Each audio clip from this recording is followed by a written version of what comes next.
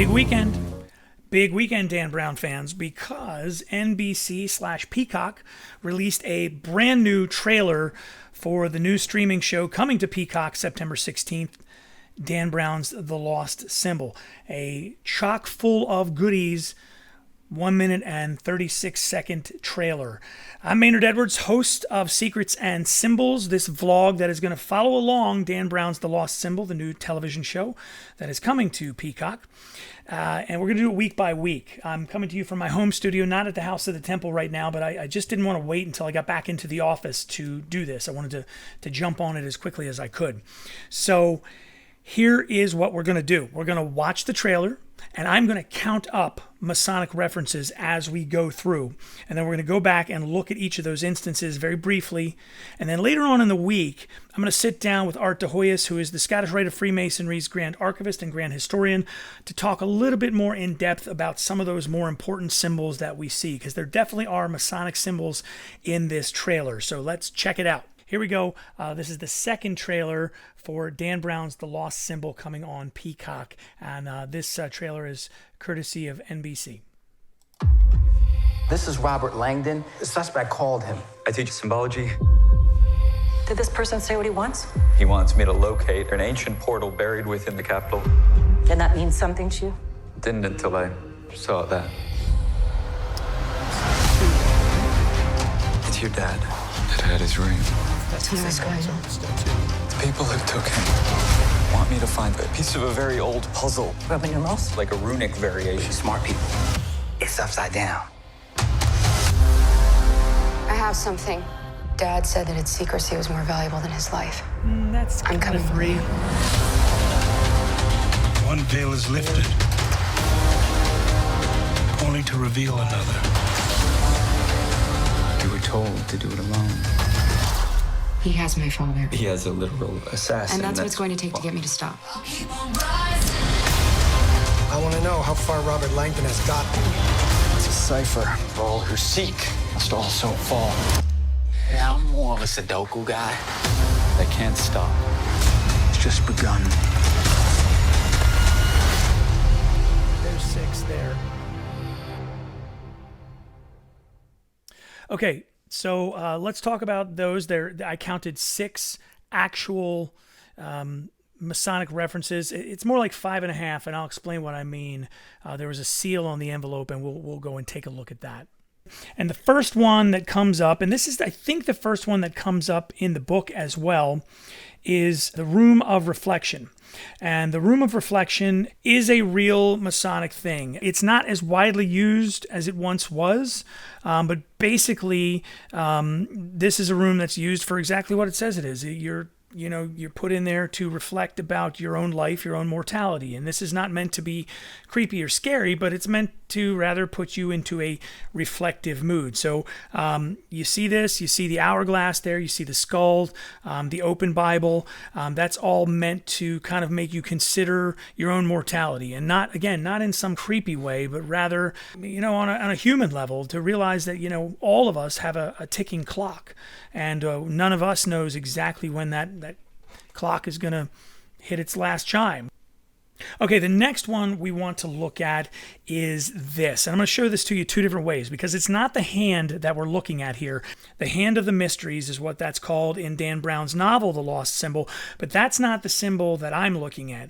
Right now, what I am looking at is that ring that is on the hand. And we get a better shot of that a little bit later on. And here's the better shot of that.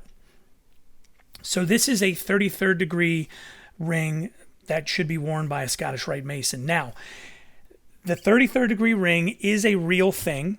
It is a real ring that can be worn. However, I won't go so far as to say that this is a fake ring. It's not a caricature, but this is more ornamental than the 33rd degree ring is. A real 33rd degree ring is a pretty simple band of gold with a triangle and the number 33 in it. Sometimes you'll find them have ornamental stones or a little bit more fancy, but the one like this where there's a large medallion in the middle of it, kind of a thing, that, and I'm not a jeweler, so I don't know what that would be called, but that's not really, I don't want to say it's not legitimate, because it's certainly within the realm of possibility that a 33rd degree Scottish Rite Mason might wear something like that, but that's not the 33rd degree ring.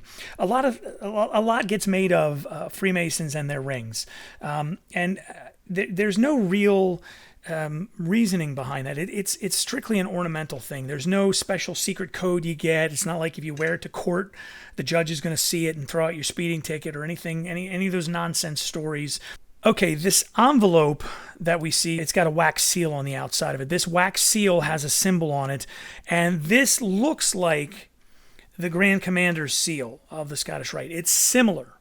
However, if you look down here at the bottom of this seal, this is the one that I called, a half, sort of, because the top half of it looks very much like the Grand Commander's seal, the legitimate Grand Commander's seal. But this looks like sort of it's trying to be an infinity sign here. That is not actually part of the Grand Commander's seal. The real symbol looks more like this. And this is actually in the House of the Temple. It's on the Grand Commander's hat.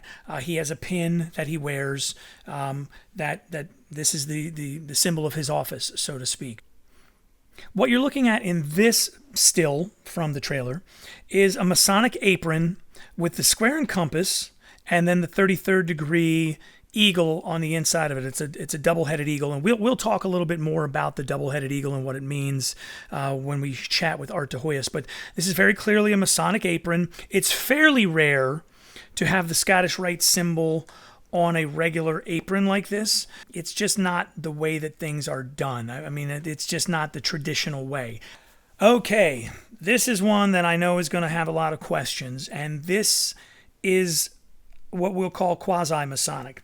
Those symbols there on that pyramid is a Masonic symbol, but to be fair, pyramids predate Masonry for sure, and although Masonry does use pyramids, they're not exclusively a Masonic symbol, and to say that they are is inaccurate. So looking at this, what I will tell you is those symbols there are part of a cipher code that, yes, has been used by Freemasons. Now, the code itself, the cipher itself, predates Freemasonry, so this, again, is not exclusive to Masonry, but it is one that has been used by Masons. Now, I am familiar with that cipher. I have attempted to decode this message. I'm not going to do any spoilers. So again, we'll call this quasi-Masonic. So this is a symbol that is used by Masons, something that Masons would use, but this is not exclusive to Freemasonry in any way. This is the end and the title screen, and there's those cipher characters again, and this very obviously says Dan Brown's The Lost Symbol. The larger row of text there in the bottom right here, this symbol here is an L. If this cipher were being done correctly, the letter L would not be represented by a character that looks like the letter L. So they've taken some liberties with the cipher here. I'm assuming they've done it for aesthetic purposes. They're making a TV show. It's entertainment, so they want to look cool. And this says that Dan Brown's The Lost Symbol. So I will give you a hint that if you use this to decode what's written on the pyramid we saw a little bit ago, you're going to be disappointed. It's not going to give you what you're looking for. If you have a question about something, or you're more questions about Freemasonry, Scottish Rite Freemasonry, not hard to find me. Send me an email to podcast@scottishrite.org. I'll be glad to answer you. You can try and leave a comment down below, of course. And looking forward to the next time NBC gives us a little tidbit before we get going here on Dan Brown's The Lost Symbol. Thanks for watching. Don't forget, like, subscribe, all that stuff. I'm Maynard. I'll catch you next time.